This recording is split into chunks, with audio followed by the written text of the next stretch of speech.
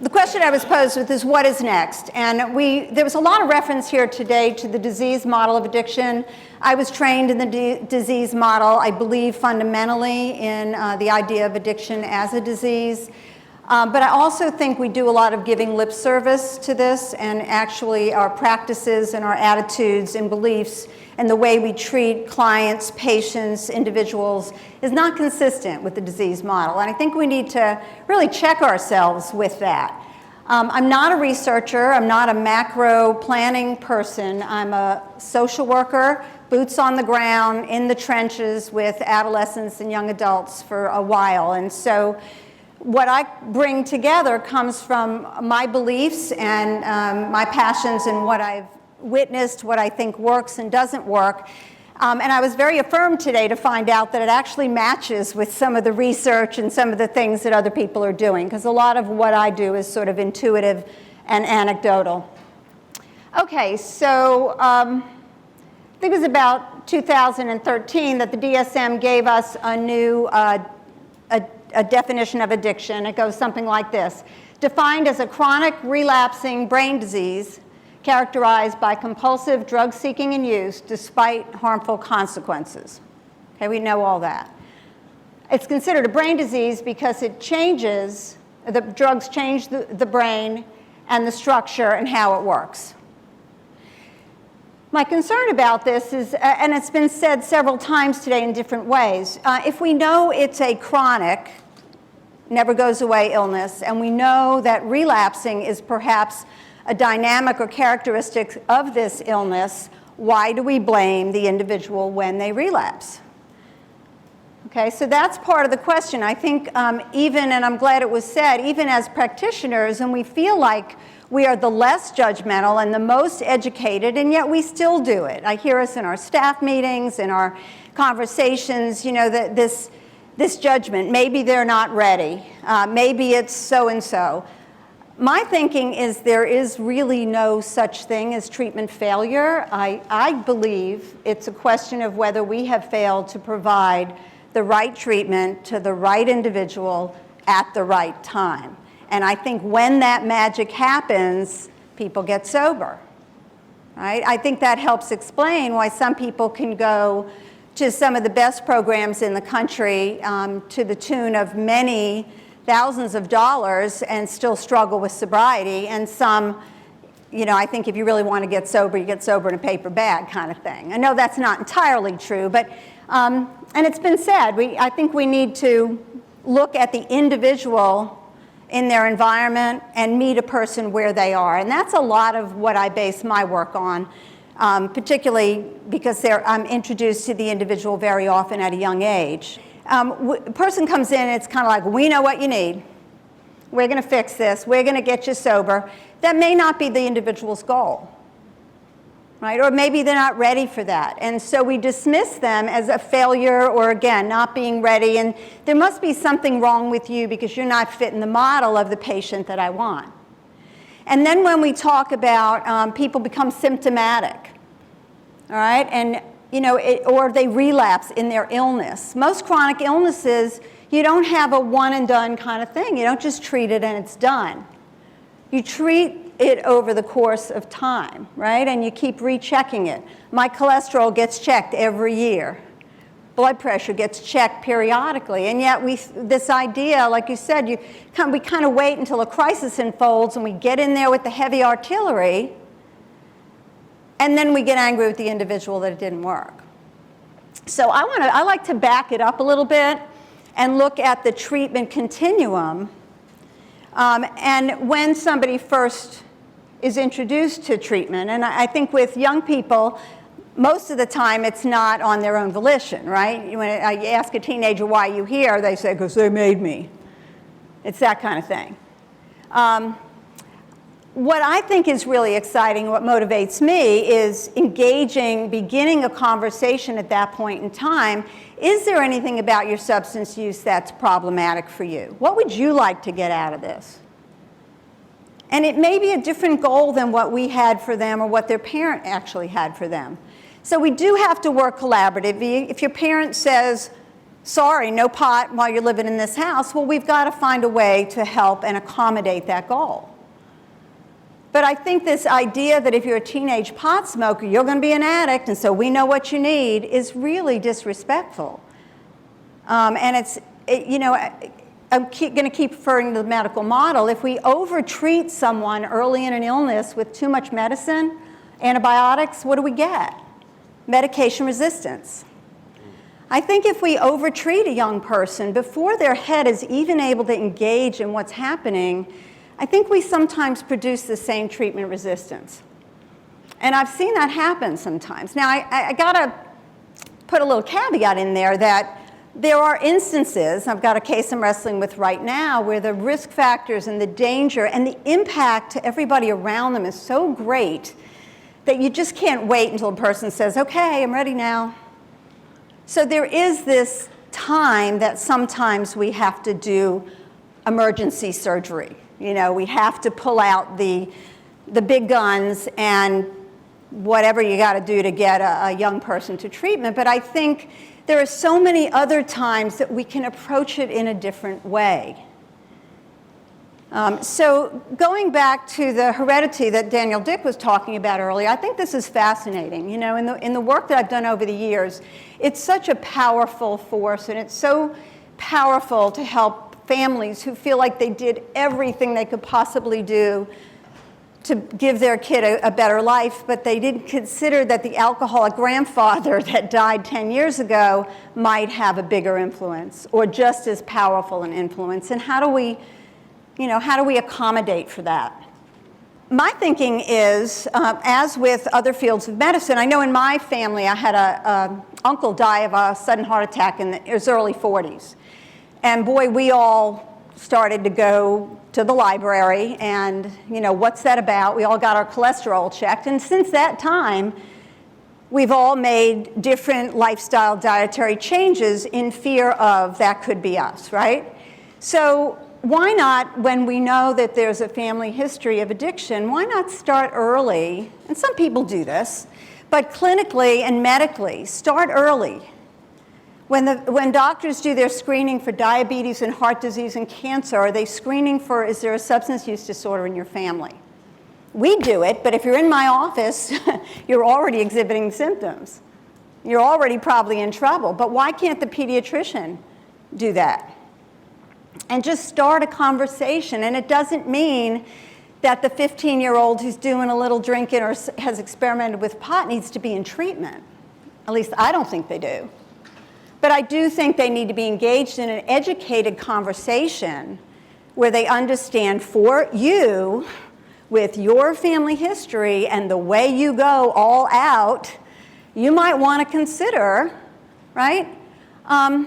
So this whole idea of treatment success, treatment failure, and the timing of that, you know, I've been in this long enough that I've got some people I've been tracking now for 10 years.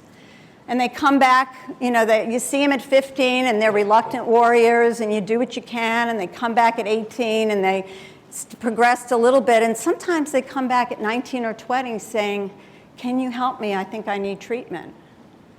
Man, that is success in my book, right? I'm not looking at treatment number 1 failed, treatment number 2 failed, because what were we trying to accomplish there?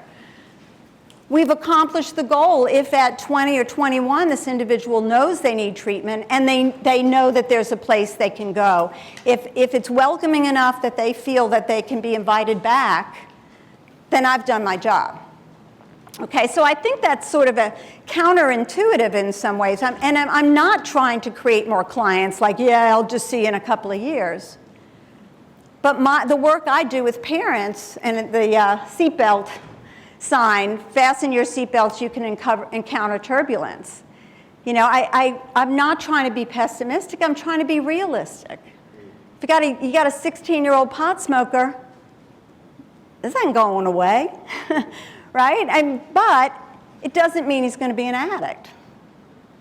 So I think the longitudinal following and checking up and providing whatever interventions might be needed. Right now, it might just be a discussion. What are your house rules? Do you understand that if you're caught again, you're going to lose the car? Or maybe that's all that's needed in that instance. maybe what's needed is early intervention, where we can monitor and give them even a forced or arbitrary period of abstinence, because as a young lady said in one of my groups years ago, is you got to quit smoking pot to figure out whether you need to quit smoking pot. So I do think that periods of forced abstinence are tremendously beneficial in weeding out other coexisting disorders, in getting a dialogue about what else is going on that might need some attention, and to begin to educate them about how will you know if this behavior engaging in is part of a disease process. All right, so again, referring back to the medical model and the heart disease model, when my family encountered heart disease, we got educated. Kids grew up knowing the difference between low fat and, skim milk. We read labels. There's certain foods that you don't bring into the house. If you have a family member with diabetes, the same thing. You just live, hopefully, a little bit more cautiously and educating yourself a little bit better to go from a preventive standpoint. And then if something occurs, it's not because you've failed or they've failed. It's just time to roll up our sleeves and do something else. So when you have a relationship with a doctor over time, which a lot of people try to do, they may caution you about and educate you, and they give you pamphlets about heart disease and blood pressure, and you ought to read up on this, and then they kind of check you periodically, and if things flare up, they get concerned. And they say, okay, let's see, what can we do? How can we do it? And we go about it in that way. If later on someone relapses and the symptoms come back, everybody's so concerned. Neighbors call, how can we help? You get casseroles, But when somebody relapses with a substance use disorder, everybody goes like, oh my God, what have we done? And I think one of the things, I'm not against residential treatments. I think they are incredibly helpful. I just think that the families I see a lot of times can't afford that level of care right now, or they can only afford it once in a lifetime. And I want to save the trump card. I want to save the heavy artillery until it's really needed. And in my opinion, and I'm an outpatient provider, so I do have a bias, I think that a lot of this can be tackled person in the environment. That's how I was trained, and that's how I work. And when that doesn't work, then we can go to other alternatives. And my favorite phone calls are the calls I get, not even from the parent, but from the young person who says, you know what, I think it's happening. Like they understand the disease process and they can self-diagnose. Okay, so that's really important. I just want to say, and going down the list, that it's progressive. We know if I meet a teenage pot smoker at 16 and they're back at 17 or 18, what's happened? Have they progressed onto pills, or are they smoking now 3 times a day? That is a characteristic of the disease. That gives us a lot more to go on. Okay, I can't predict. Doctor treats a cold. If it turns into bronchitis, they'll treat that, but you can't treat a cold that you think might become something else. You got to treat it where it is. And then you treat it again. And then if necessary, you treat it again. So I heard some news flash on NPR this morning driving in here that in Portugal, they're going to start treating substance abuse as a medical problem instead of a legal problem. And I thought, boy, that's good timing. I'm going to use that. And the last thing in the list of characteristics of a disease, primary, chronic, progressive, it has identifiable symptoms. Problem with the symptoms of addiction is they affect not just the individual, but everybody around them. And they're annoying and they're obnoxious, and so people react to those symptoms as if it's being done to them.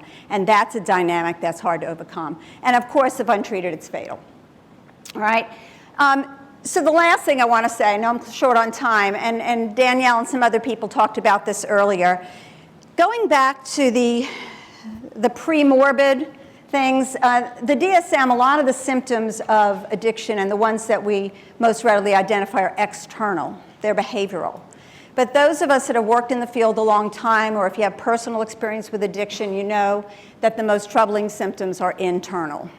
It's how you feel, it's how you think, it's how you perceive the world.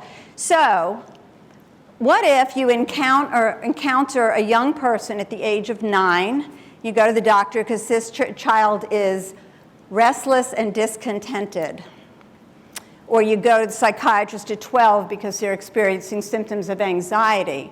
And so what do we do in our culture? We give them some stimulants. We give them some benzos.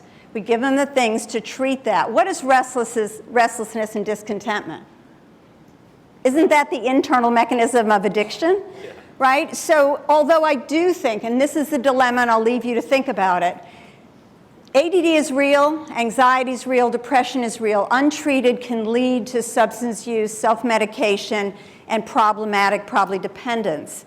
However, what if this particular kid that comes in is really manifesting the first signs of addiction, and what we're doing is giving him his first drug?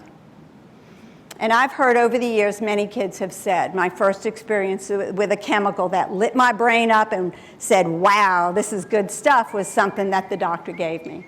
So we really have to go back and rethink this continuum of care, and not just starting with the manifestation of criminal behavior and drug use, but talking to the restless and discontented young 9-year-old, 12-year-old, and teach self-regulation skills. Because when you think about what's taught in recovery, collegiate recovery and treatment programs, man, if we could teach that stuff to 9-year-olds and 12-year-olds, I think that we could probably bring the incidence of problematic substance use down quite a bit. But thank you.